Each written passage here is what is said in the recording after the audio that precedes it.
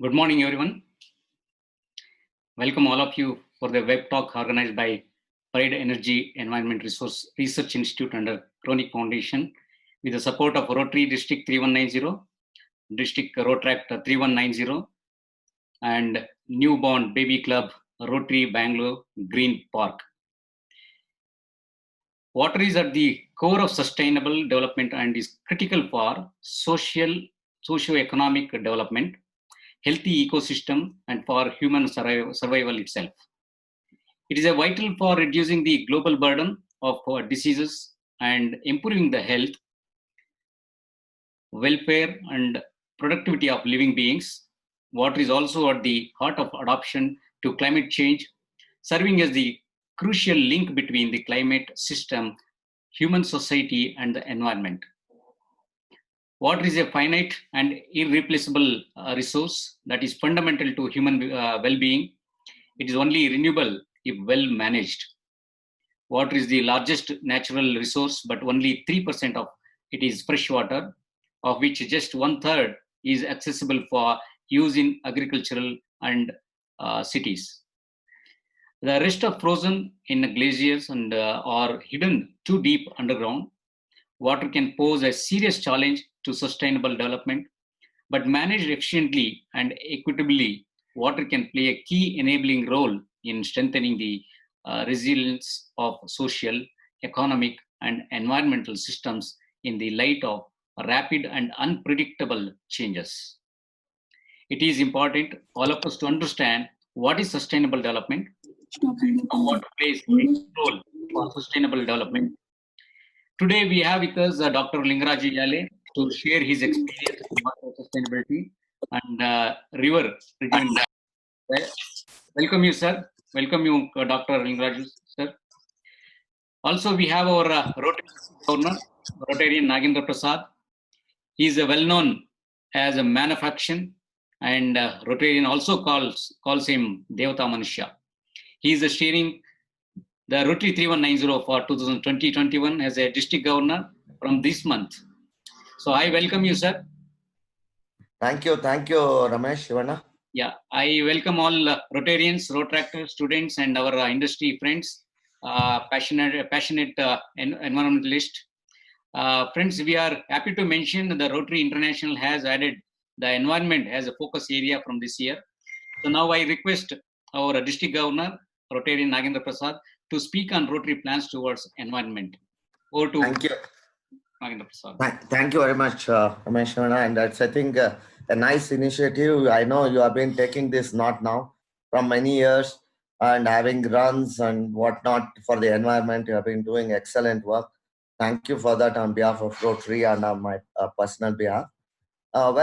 Friends, good morning to you. Ellargu namaskara.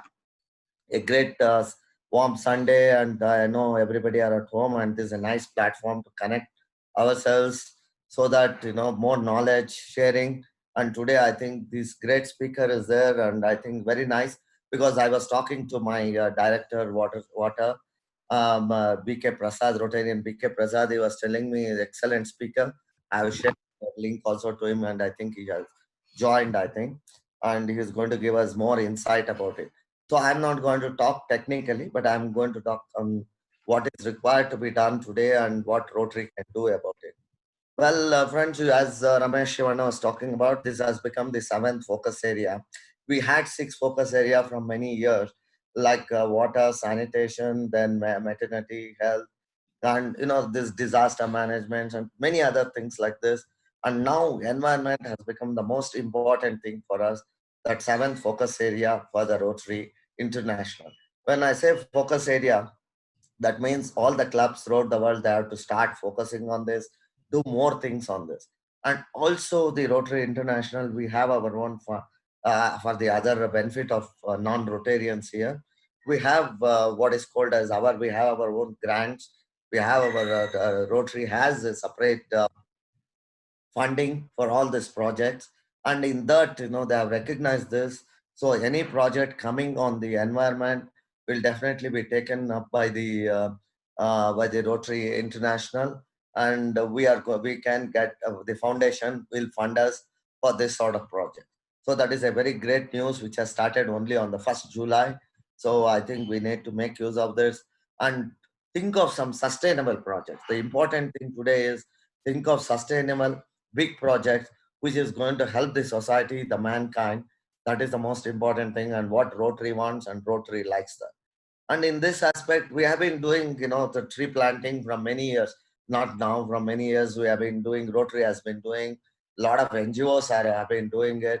We have been, and we are also talking about plastic, how to eliminate plastic. Again, this year, we want to have another focus. What the district is doing this year is how to eliminate plastic and how to educate people. Education is the most important thing, along with the bringing in more projects.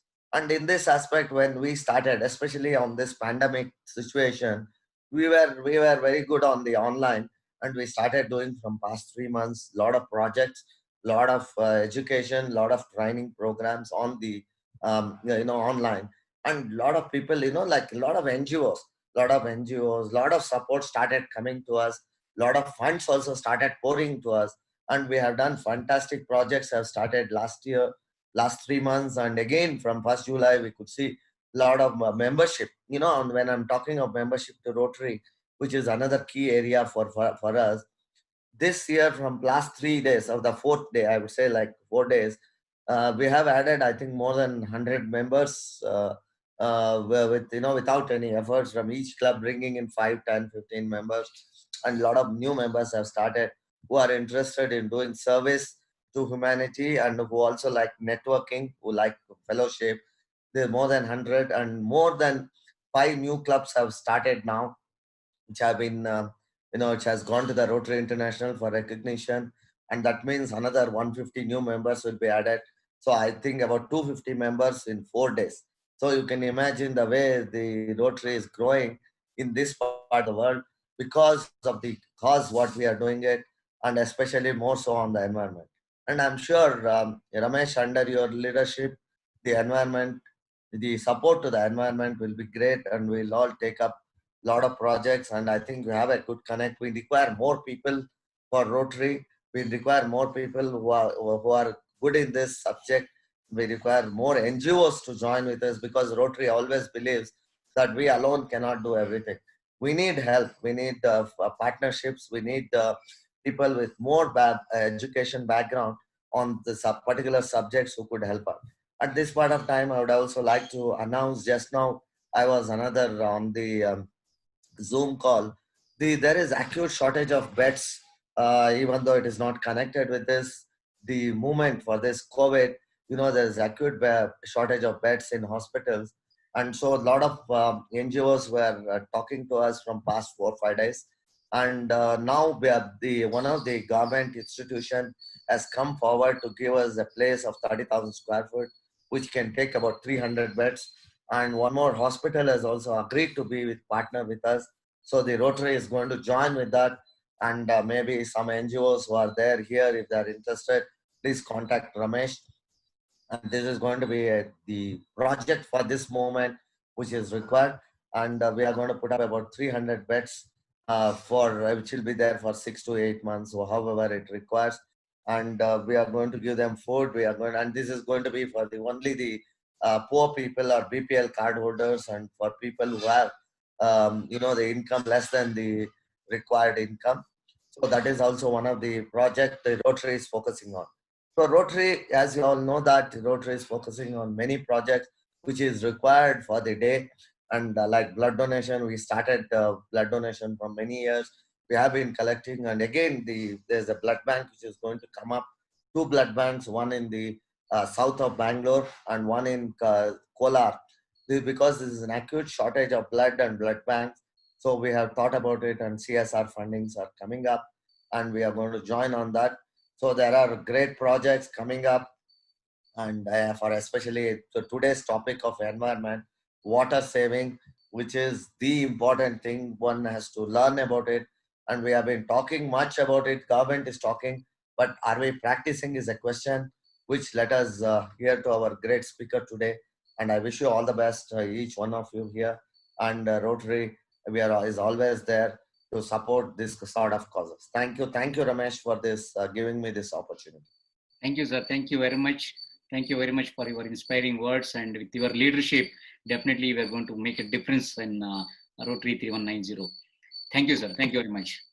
And now our resourceful speaker today, Dr. Lingaraju Yale. He is a well-known and highly respected geohydrologist of India, who formerly was a director Karnataka State Remote Sensing Application Centers. He last served as a director Geomatric Center, Water Resources Development Organization, and Government of Karnataka. His long and illustrious career in the field of geohydrology spans over 5 decades. He holds an MSc and PhD, which he earned with higher studies at University of Bangalore. He is a fellow of the Geological Society of India and a member at the Indian Society of Remote Sensing and the National Institute of Hydrology. His experience includes conducting geohydrological investigations, including remote sensing techniques and geophysical surveys. Techniques he has used in water and natural resource planning and monitoring systems. He has established GIS and remote sensing labs. He was the engineering geologist at the Varahi Hydro Electric Project. He has guided many engineering students, and he is also a popular science writer. His projects include the district-wise mapping of land use, land cover, wasteland, wetland in Karnataka. He handled the rejuvenation of degraded stream as well as the action plan for reclamation of waterlogged area in a river basin in Karnataka. Other vital projects have been in the areas of groundwater exploration, watershed development, mineral exploration and mapping, and the sustainable development of drought-prone districts. He has developed a river basin by his water resource information systems, established a geomatics lab, and been involved in groundwater exploration for problematic towns and villages of Karnataka. Dr. Lingaraju has served as the expert member in initiative in groundwater resources, drinking water management, flood mitigation methodologies, artificial recharge, dam safety studies, and impact of tunneling, irrigation, and application of geomatics techniques for water resources planning and investigation. He currently is a national director for river rejuvenation projects by the Art of Living. He is responsible for planning and monitoring of river rejuvenation projects by the Art of Living, spanning over 4 states currently, that is Karnataka, Maharashtra, Orissa, and Tamil Nadu. With the blessing of Gurudev, Sri Ravi Shankarji, under the able leadership of Dr. Lingaraju Yale, the river rejuvenation team has taken up projects to revive more than 40 streams, rivers for which Limca Book of World Record have been recognized their efforts. So with this introduction, I welcome once again Mr. Dr. Lingaraju Yale. Ramesh, Yes. just a minute. Yeah. So I just wanted to add, today is Guru Purnima day today. Oh, so let us pray and get blessings from Sri Ravi Shankarji. And also, I would say that our Dr. Lingaraju Yale is also another guru for us, especially on the water and water conservation. So let us all salute him before he talks. You know, it's a great honor to have him such a day. I think we should all salute him. Sir, we salute you, sir, in the Guru Purnima day. Thank you. Thank you very much. Such a good occasion day. You are here to visit us and speak on the water sustainability. Thank you, sir. Thank you very much. I'm really happy. Yeah, sir, I would like to ask actually the first thing, what really makes you to be such a passionate on water sustainability area and still you are pursuing at this age? And I think we know actually, of course, you have worked in a government organization, and we know most of the people who government organization, once they retired, I don't think actually they will continue with the activity. But even after retirement, you are pursuing and you are actively involved in a larger organization like Art of Living and also associated with the Rotary or pursuing on this water sustainability. What really made such a passionate and your pathway want to understand? Thank you very much for all the good words you spoke. Uh, Probably my heritage, my great-grandfather, Elamala Peshetti, was a philanthropist. In 1850s, he built a tank which supplied drinking water to Bangalore. That is my inheritance. And my grandfather and father, they were all in the service of the nation. They were all patriots. And I happened to be a student of geology, earth science. And Dr. B.P. Radhakrishna is a well-known earth scientist world over. He was my guru. And I had been working in this field since 50 years. Started with mineral exploration, but I thought water is the precious source, precious mineral, and we have to take care of the water. It is on not only the industrialists, even the farmers are benefited. And so I chose the field on the advice of my guru, Dr. B.P. Radhakrishna. I chose the field of groundwater, and I worked since 1971, and I saw a vast change. Earlier, there was no groundwater, and people were depending on shallow wells, and they were getting failed. There was no loan schemes, and they were inheriting the loan. So that was the situation when I started my studies in the guidance of Dr. B.P. Radhakrishna, the then director who started the groundwater department in the whole country, telling that otherwise geology departments were all only looking for the minerals. So since then, I have been seeing the vast changes in the geological scenario. We had a very shallow water table, then later on the open wells started drying up, and we started drilling from the bottom of the well, then the bore wells. So in a few, 4 decades, we had to sit and write the legislation to stop water using the groundwater. But even though now we are more dependent on groundwater.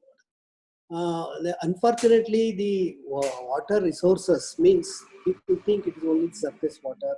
The groundwater importance was not much known, and all water resource managers will plan only for surface water. But the groundwater importance, now it is picking up, and it is the groundwater which can save the whole thing.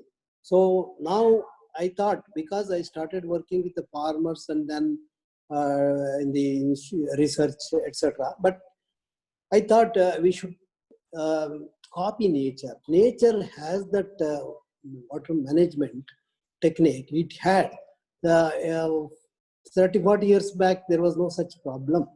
Even the droughts were there. We were depending on the groundwater, and we were solving the problem. Now, continuous droughts, continuous floods.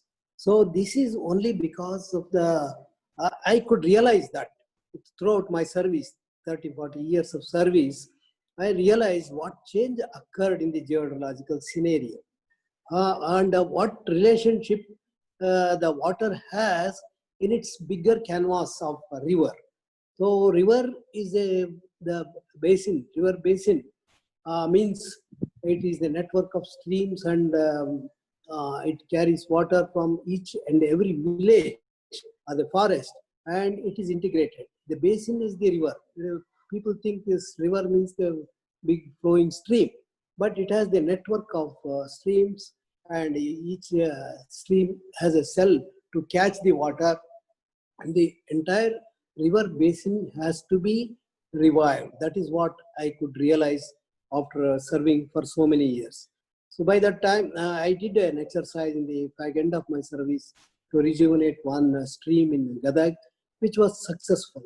And that remained in my mind, and I wanted to work on that.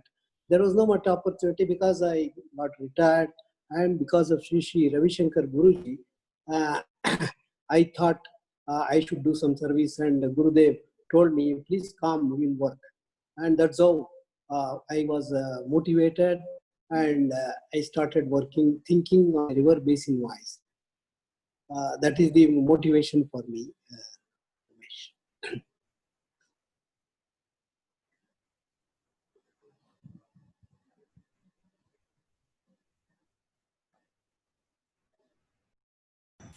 Ramesh sir, you're on mute.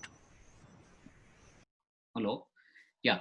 Sir, what do you mean that rejuvenating of a river? It is not a familiar word for everybody, and only people like you can speak about this sort of a rejuvenating of river.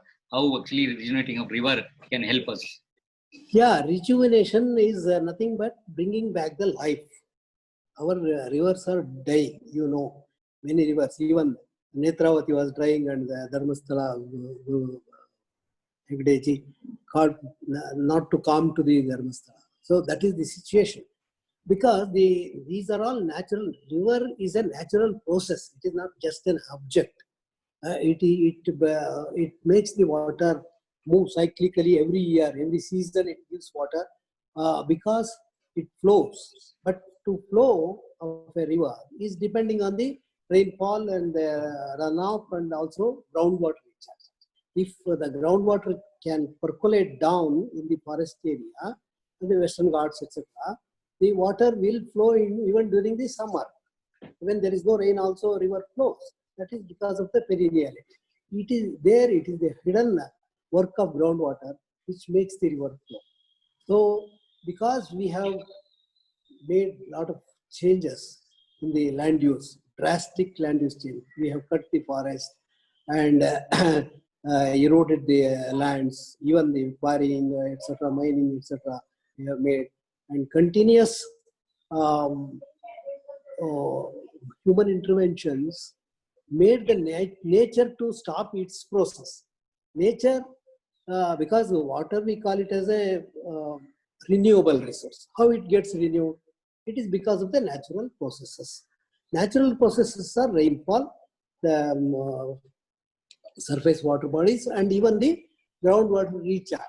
Every year, the groundwater recharge takes place, which maintains the flow of environmental flow they call. The river or the stream has to flow even after the rains stop. And that will help the entire ecosystem. I call this as a riverine ecosystem. The mountains are related, the forests are related, and likewise the plain area is related. They're all linked in this hydrological cycle. When we once start that natural process of infiltration, the water, the rainwater during the rainy season gets below the surface and reappear in the stream. As in Kannada they say sele. Even some in summer, if you just scoop some sand, you could and the river beds, you could see the water flowing. So that was the situation. Now that environmental flow is dried up because whatever the rain occurs is running off very fast and reaching the sea. One thing. The other thing is more evaporation is taking place. Otherwise, the flow of water through its cyclic nature, it takes time. Once the water flows down below the surface, it flows very slow and make it available till the next rain comes. This is just like a bank or where we keep the money for our livelihood sustainable even when you don't earn, or farmers save their corn in their treasuries like that. So this part of the hydrological cycle got distorted because it is not seen. People do not understand where people go on drilling wells and bore wells and exploiting water. So the balance got disrupted. Whenever it rains, some water which will flow down will make it good. The discharge and the recharge has to be balanced. This balance was imbalanced because of the drastic land use change, over exploitation, etc. And finally, it got into the climatic changes. See, Bangalore had such a nice weather when we were children. Now it is so much change. Not only in Bangalore, everywhere that kind of climate changes have occurred, and the temperature is increasing, and the rain cycles also got disrupted because there is an increase in temperature, we are struck with the droughts or floods, the extremes. And these such kind of if there is a heavy rain, it will not have time to get stored in the below the surface. It runs off. It not only runs off, it takes away the silt, and all our ancestors built so many tanks and water bodies which has been silted up now, and even streams are choked, and people have encroached these streams, and much of forest has been converted into agriculture, and then even urbanization, industrialization. All this brought this is even the global problem. Global temperature increase, and the whole climate, which was very congenial for our life system, is disrupted. So to bring back the kind of to rejuvenate, that is what the word I use. They also say resilient. The climate changes has to be brought. If we see, we have so many government departments working on this area. We have watershed department, we have irrigation department, we have forest department, so many departments in the field of water, but there is no synchronization in bringing back that kind of climate. One department, they will have some budget and they will allocate some area to cover. But here, nature, it is not like that. Nature was integrated. It had enough natural vegetation, good soil thickness, and there was a balance in percolating water and maintaining it during summer also. That kind of balance, if we have to bring, we have to work in a integrated way. That's why they call it as integrated water resource management, which was there earlier in nature. So we have to copy nature. What was happening since the earth came into existence? What kind of changes took place? How the forests helped the river to flow? All this we have to understand and work together. That is not happening. Because as a groundwater geologist, I went on advising the people to go for wells and bore wells, etc., and exploitation. I never bothered about how this will come back, because the minor irrigation tanks, the tanks also save the water during rainy season and make it water to percolate also. The groundwater is being done. But because of our thoughtless plans, long-term plans, we didn't have to save the nature. So my concept of rejuvenating the river is to bring back that kind of thing. So we have to consider the whole river basin.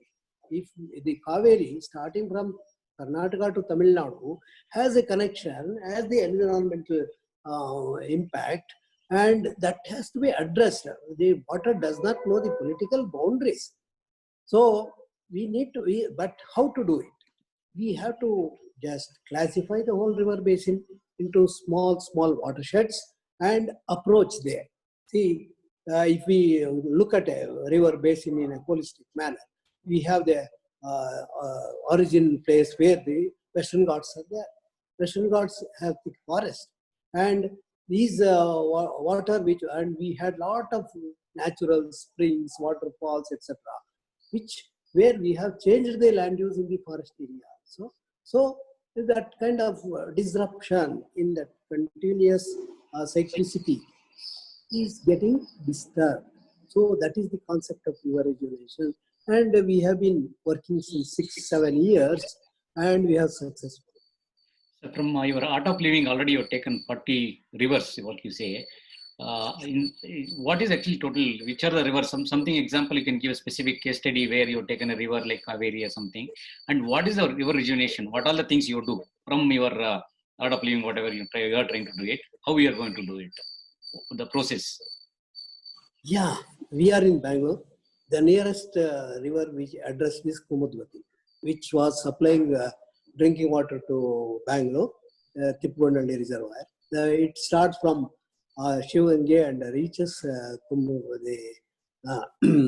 Tippagondalli and joins Arkavati. That's about 460 square kilometer area, 278 villages. we started with that because it was nearby, and also there was a severe shortage of drinking water to Bangalore. And earlier it was supplying drinking water to Bangalore, but it was dried up. So I started my exercise from Kumudvati, because at that time I was teaching in an engineering college, where I took my students to teach them about how to manage water in small watersheds, etc. So that gave me an idea, and I prepared the action plan. But once I prepared the action plan, I didn't had any idea how to implement it. So I went to the government and requested departments, but I was not successful. But when I met Gurudev, he gave me big volunteer strength. Volunteer strength is the secret behind my success here. And I got hundreds of volunteers. Gurudev made a walkathon in Bangalore, and he called for youths to join me to save Kumudvati. And hundreds of youths, they joined me and worked in the weekends. But that attracted many corporates also. So in the beginning, Robert Bosch, after seeing us, our volunteers working in the Robert Bosch, linked me to them, and they came and saw our work. They gave some money, and we could, even before that, volunteers themselves, they put some money and started working, and we got success. Failed drinking water bore wells were successful, and by the money given by the Robert Bosch, we could cover 17 villages. We worked in 7 villages. So it gave a success. Otherwise, even the volunteers who used to come in the weekend, they cleaned the kalyanis where the water raised in those kalyanis. So that was a turning point for me. And later on, HAL joined in a very, very big way. They started supporting one by one every year. For 6 years, we have been able to cover the entire Kumudvati, and we have built some nearly 2,000 to 3,000 structures in the entire basin, where we are monitoring changes also. The water levels have come up.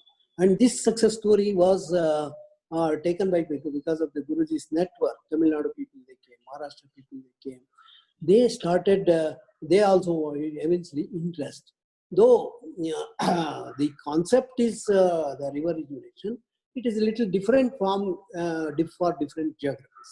In Maharashtra, more siltation takes place because of the black cotton soil, and they started desilting and covering stretches of river basins, and that was also success because community mobilization is very good there, and nearly 30-40 places they have been working, and they are successful.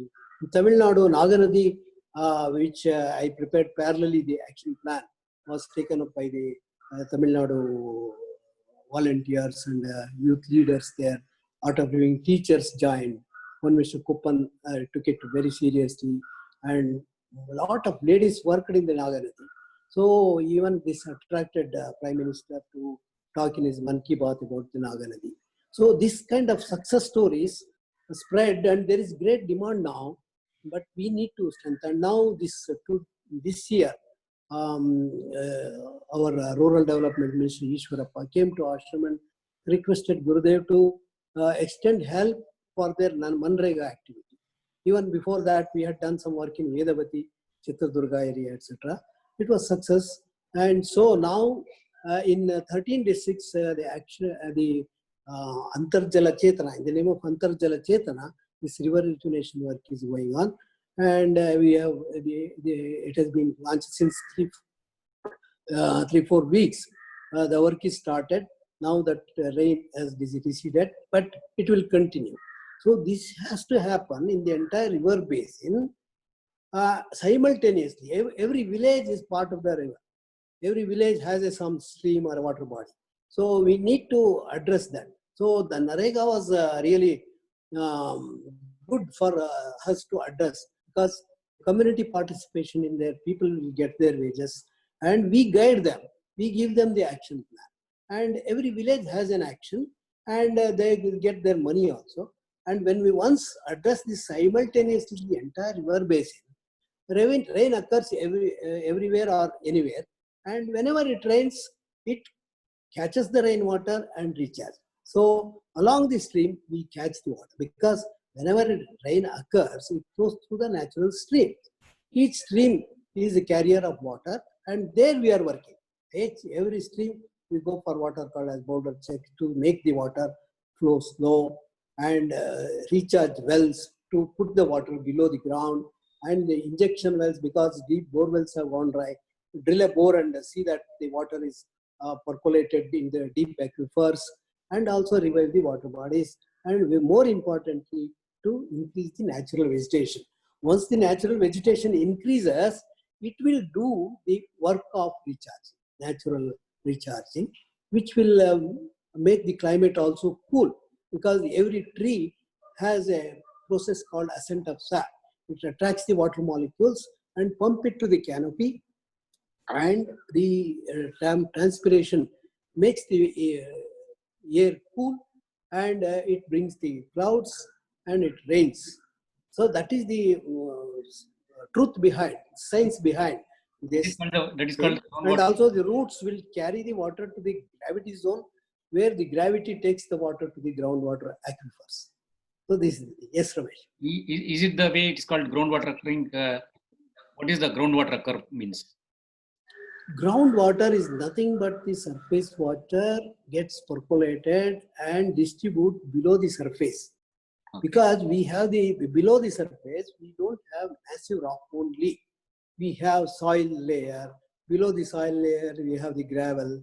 Below that, we have the soft rock. Soft rock is highly porous, and it can contain more water than actually, if we calculate the volume of aquifer, it can store more water than whatever our reservoirs can do it.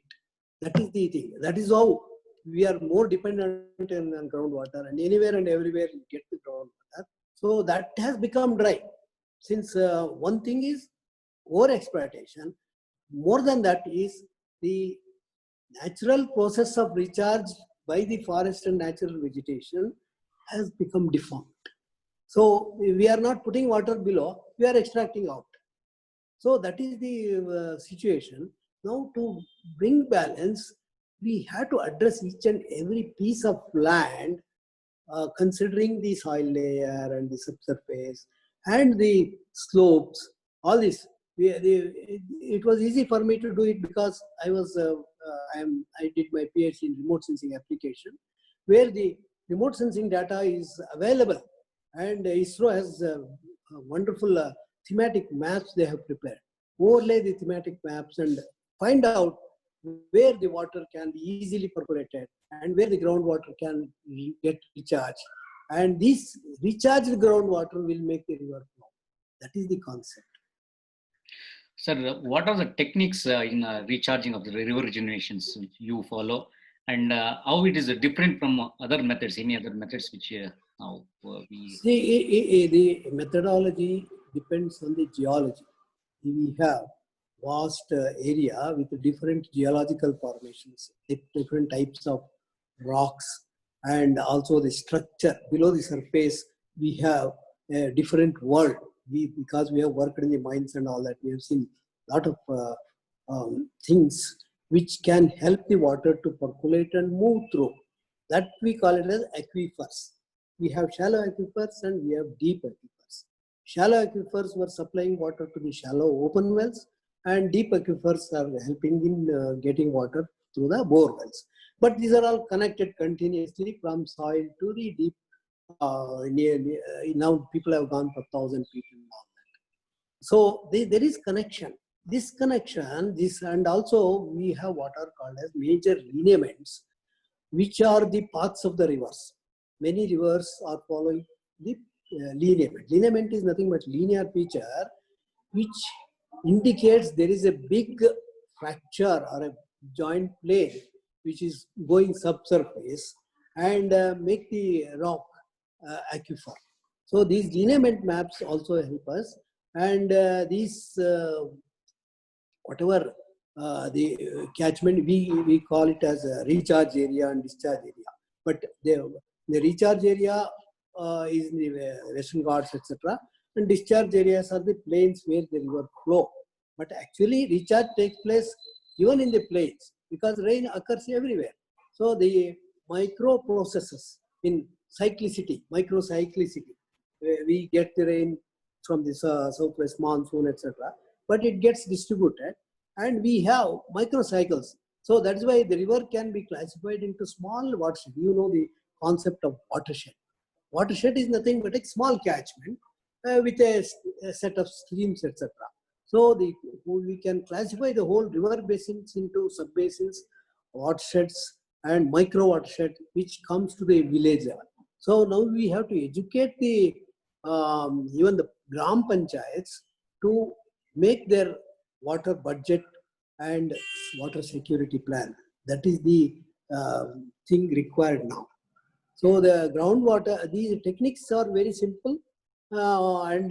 Here what I have done is boulder checks to check the speed of the running water. Sorry, I could not show but you can go through the YouTube. A lot of YouTubes are available, Art of Living River Rejuvenation, where the techniques are shown. The boulder checks to check the speed of the running water. Recharge wells, 20 feet well, which takes the water vertically down and spread in the shallow aquifers, and deep bore wells, which take the water deep into the subsurface and recharge the deeper aquifers. And also the water bodies are very important. Our ancestors have done a wonderful thing to check the speed of the running water, make the water stay on the land, and then go to the, but all the water bodies are silted up. This desiltation is important, but more than desiltation, we have to create some water pools where the water columns can be created, where the less evaporation, more recharge, and even these water pools get the groundwater recharge, and the water levels come up. This is what we have done is in the Kumudvati, anybody can go and see. We have created what are called as eco-restoration cells. Each village will have one or two water bodies. Near the water bodies, we have created what are called as water pools, where the water, instead of spreading a thin sheet of water in the water body and get evaporated, we make the water to stay as a column of water in the Kalyani. So the surface is less exposed and the evaporation is less, but it is supported by the groundwater also. So we have been seeing, even in case of failures of rain these last 3-4 years, the water sustains, the water will be there. Cattle will go and drink water. Around this water pool, we are creating the green zone by planting the native species. There's another issue I didn't tell is the eucalyptus and the exotic species of plantations which are competitive in drawing water and not keeping the climate cool. So we have to support the natural vegetation that which yields fruits and flowers, which will attract the bees and birds, and create a sort of eco-restoration cell at each village. So in the Kumudvati, we have more than 220 water bodies, where we have nearly covered 100 water bodies, where we are doing this water pools and the tree parks around the water pool, which will there will be shade and water. The bees and birds get attracted. Even some wild animals also came in some place areas, and it will support, these bees and birds will support the farmers for their agriculture to the pollination, etc. So, and birds will eat away the insects, etc. So this is such a nice concept. We have to work together. This is an interdisciplinary subject. It's not only geology, it is also forest, environment, and all this. We have to work together. And the government has been working. We have different schemes. For example, we have the lift irrigation, where they pump water and allow the water to the water bodies. But if we can just integrate it with the groundwater recharge, even there where there is no water body, the groundwater will stay there and help the people to get water and also keep the climate cool. So this is the concept. So this techniques what you mentioned, can it be done anywhere? Yeah, whatever we have done is hard rock terrain, South India, where this is the same method we have copied in Tamil Nadu. It is going on, but in some black cotton soil area, we have to modify. Where the thick alluvials are there, we have to modify because these structures may not remain. So civil designs are to be modified, and depending on the terrain. For example, I went to Maharashtra where some basalts are there. I thought there the rocks are parallel. We have the different layers. Some vesicular layers are there. Hard rock is there. So I thought of making some funnels because they hills are not like our conical hills. There they are all tabletop hills. Top surface is flat. So there we can catch the water and make a funnel to make the water to percolate down and come out in the lower altitudes. So this way, depending in Orissa, it is different. In Orissa, we have thick alluvial, and there is either flood or drought because the runoff is very fast. So there we are thinking of going for this what are called as subsurface dams. Even here in our rivers, wherever the sand thickness is more, we need to scoop the sand and put a curtain to harvest the rainwater below the surface, and there will be the aquifer will be full and it flows laterally into the farmer's well also. See, it's subsurface dikes. So like that, we have to be innovative depending on the geology, geography, and also the designs. The experts, civil design experts, are to be involved to how a structure has to be made with less cost and eco-friendliness. So that is the type of thing. And what all we have done is in the along the natural stream courses, but we have to work on the farmers' land also. That is where this watershed program will help. Watershed programs will be complementary to the river rejuvenation program. In the watershed, each and every farmer's land is addressed to manage the soil and water. So there the vegetation has to be increased. That instead of going for eucalyptus, etc., they have to go for agro-horticulture, agro-forestry, like that. Totally, the message is we have to change the climate. Then naturally, the water cyclicity will be there, and we have to be very wise in using water, and very optimal utilization has to be made. And we should never pollute also. Water pollution is a big menace now. We are polluting even groundwater. So that has to be addressed. We have a lot of things to do. Whatever we have done is exemplary, and it can be copied in different places with some modifications. Sir, we have questions from our audience, a lot of questions. Before Welcome. question, the one final question. See, we also seeing that Kaveri Kal. How different actually Kaveri Kal, which Isha Foundation, which is initiating, and river rejuvenations, which your techniques you are talking. Kaveri Kal, whatever I have learned is it has brought a lot of awareness. See, whatever we did, we didn't have much publicity because that kind of publicity we didn't go for. But that has brought a lot of awareness among the people, and they think of river. That one great thing Sadhguru has done. And the tree plantation has to be done. Tree plantation has to be done everywhere. It is not only beside the river, because the river is a discharge area where the groundwater has to come. But groundwater has entered to the ground from the hill area, sloping area, etc. Because there the groundwater, when it seeps, it will reappear in the stream network. But to change the climate, we need to increase the natural vegetation. I am very happy that kind of publicity much is given for growing more trees. And I do not know much other details of the project. But it is good. Many people have to do, and many things are there. It is not that only one method or two methods will help.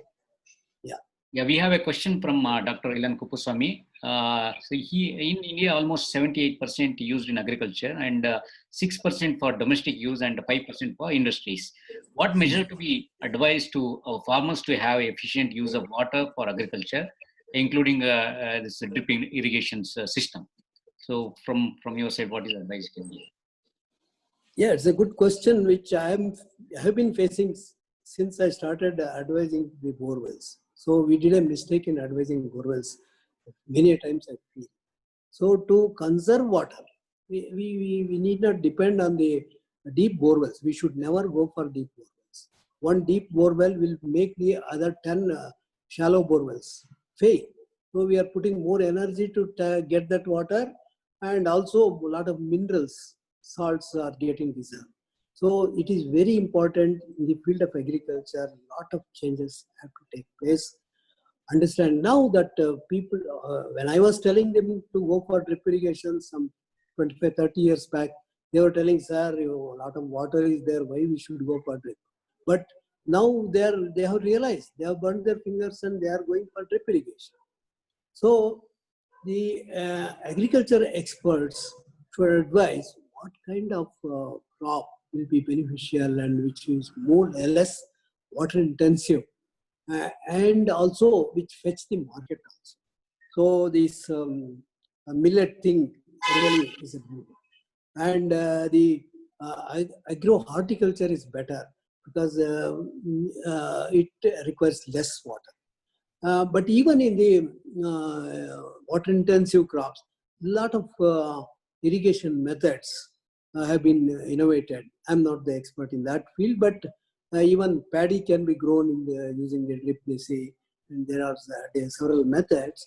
And we have to innovate the other food type also. We have to change also. I think we have to go for a more millet-based food and fruits and vegetables, etc. So that it requires planning, proper planning. That is why now this Atal Bhujal has come up in a very good plan to select the watersheds, small micro watersheds, and educate the farmers to monitor their water availability. Once upon a time there was, Neerganti system or Pani Panchayats. There were panchayats where the people used to decide what crop has to be grown this year, depending on that Neerganti will go and see the stone put in the water body, and he said this year this much of water is there, so we have to grow only this much of crop.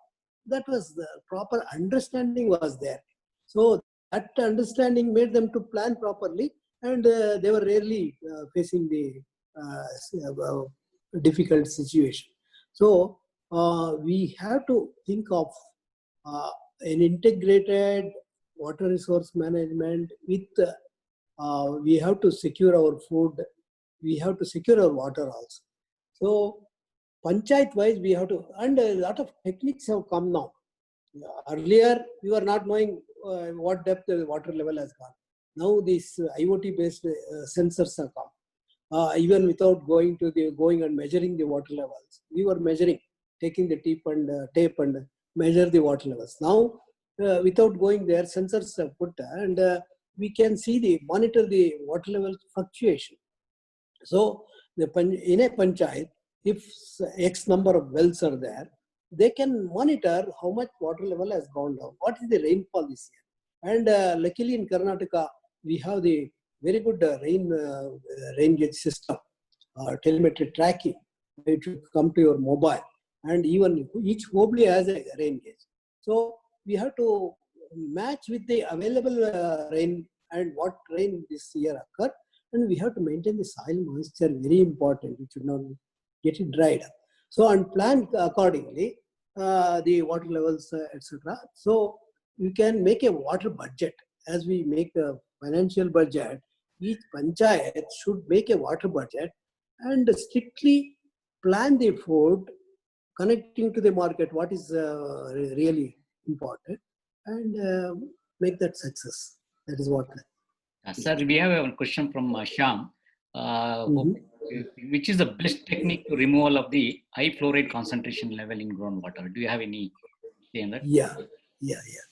Fluoride is nothing but generated as a mineral in the apatite. There is a mineral called apatite, mostly in these granites and all this. It will be there. That is getting dissolved. That is because uh, residential period of the water in the ground is becoming more. See, we are using the water which was recharged 100 years back, and the temperature is increasing. So the mineralization is occurring. Otherwise, if we have that cyclicity, continuous recharge and discharge, there is no time for the water to get the minerals dissolved. Number one. The other thing is, we are going so deep, the radiations also are getting dissolved. Many people are afraid of using the Bangalore deep borewell water because the radiations also get affected. So we have to use it after some time. So these are the new types of problems that are occurring since 1 or 2 decades, 2 or 3 decades maximum. So we have to see that nature, which had that all that kind of protecting thing by flowing. Water is such a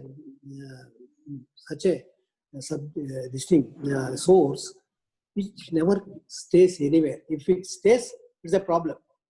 Today, if I use some handful of water, it can go to Himalaya through the air. So it has that kind of mobility. If the mobility of the water is stopped, all the problems will create.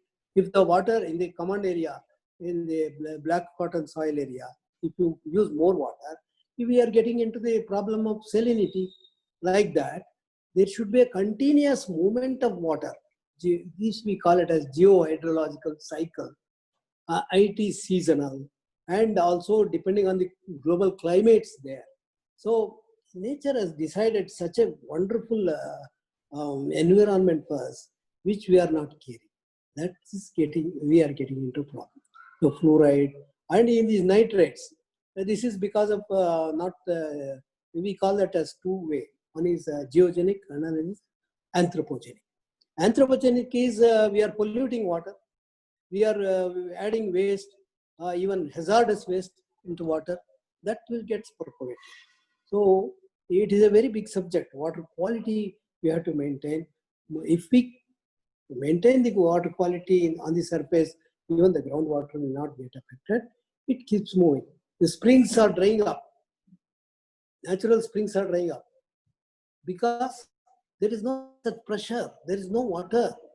So if we can make it normalize that movement, we will not get into any such problem. Good, sir. Sir, we have another question, actually very interesting question from Basaraju.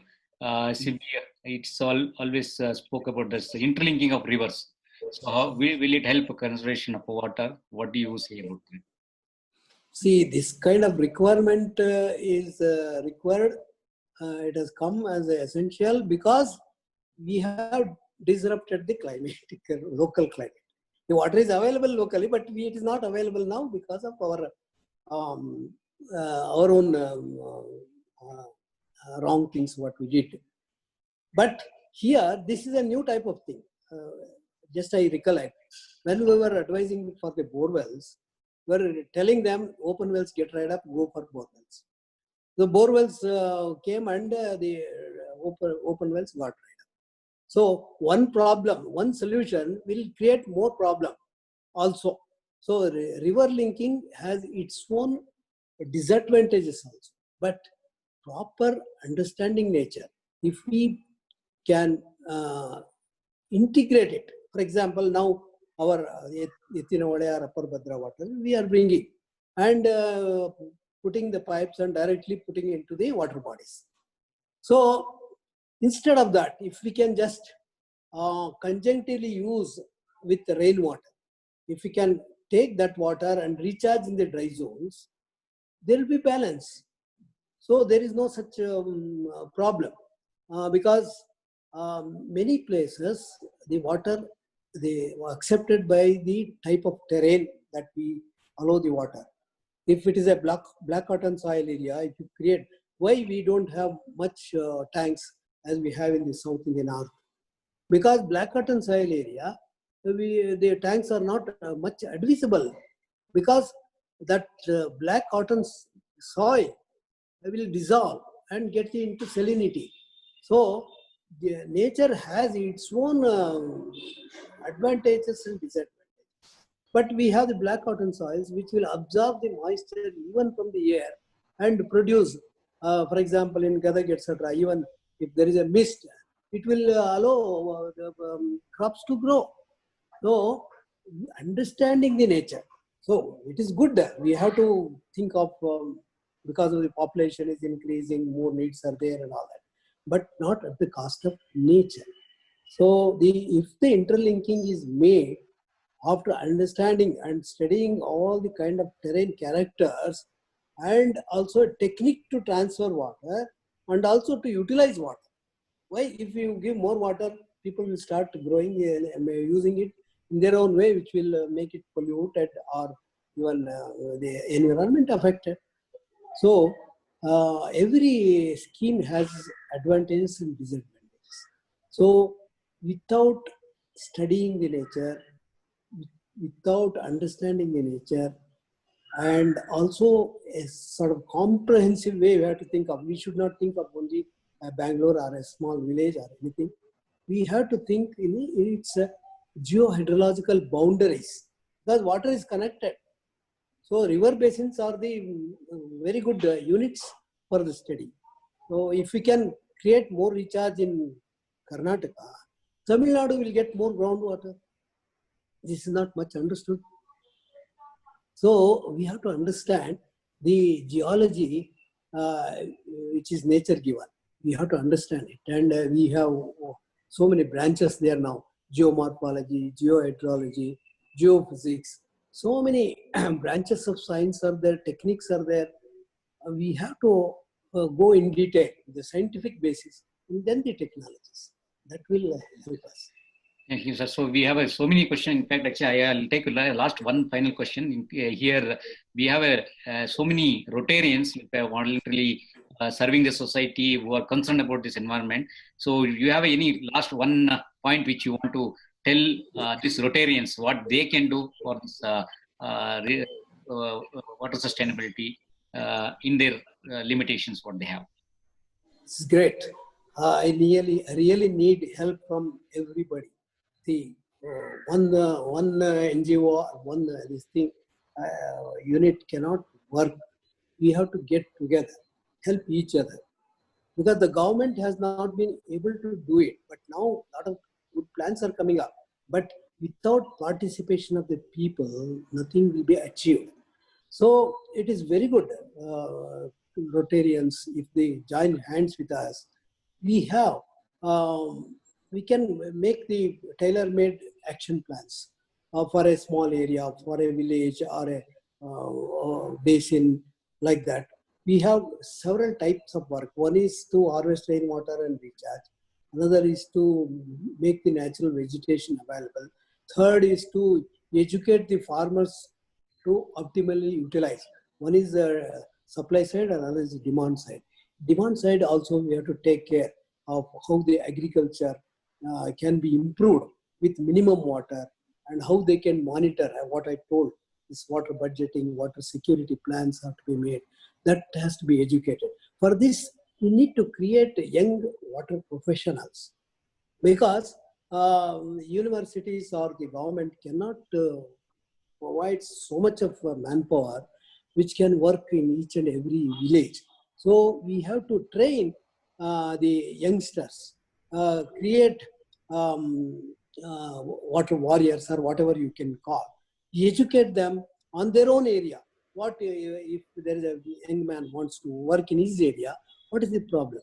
How we can go about? Whether there is any such boundary which he can consider, and that kind of education we can make, and tell that we have to create a sort of research team also, because whatever we are doing is not a panacea. Everywhere we cannot apply it. So if what can be done in Orissa, what can be done in Punjab, what it can be done, because the different geologies and geographies have different plans. So we need manpower. So if Rotarians of Bangalore or Karnataka, if they want to work in some areas, we are there. My team is there. We have a lot of volunteers and also some experts with me. We can get together and join and prepare the action. So Thank you, sir. I am very happy to Thank see you. that people Thank are you. evincing. So many people are asking about your contacts. We'll definitely share your contact to all those people, and we'll Yes. see how we can really Rotary and your Art of Living team can work together and make a difference to this water sustainability. Thank you very much for coming today and addressing all us. It was so Thank you. informative and so inspiring today to understand water sustainability and the importance of water sustainability for all. Thank you very much, sir, for joining. I thank you very much. I'm also very happy to interact with the Rotary, and I foresee a lot of support, and we will work together. Sure, sir. Definitely we'll work together. Thank you very much once again. And thank you very much, our District Governor Nagendra Prasad, for joining this web talk. And also, I thank all the people who are Rotarians and all environmentalists who was present here, our road tractors, and more specifically, our newly born club, Rotary Green Park. So, team is here. So, I thank everybody for their support and participation on this today web talk and make it successful. Thank you very much. Thank you.